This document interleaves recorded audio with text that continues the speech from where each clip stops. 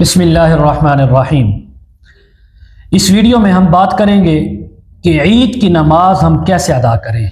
तवज्जो से आपने इस वीडियो को सुनना है ताकि ऐसा ना हो कि आप ईद की नमाज भी अदा करें और आपकी नमाज भी दुरुस्त ना हो, अल्लाह की तरफ से कबूल भी ना हो। इसलिए तवज्जो से सुने ईद की नमाज का तरीका।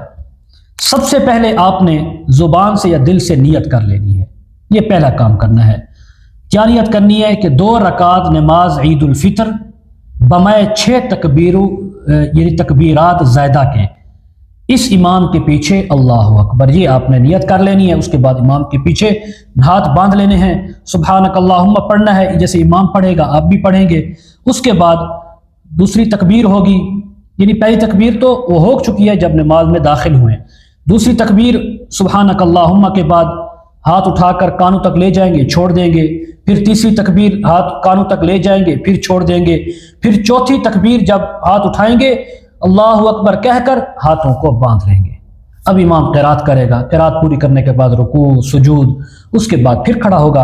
अब जब इमाम खड़ा होगा अब आपने हाथ बांधने हैं, इमाम क़िरात करेगा।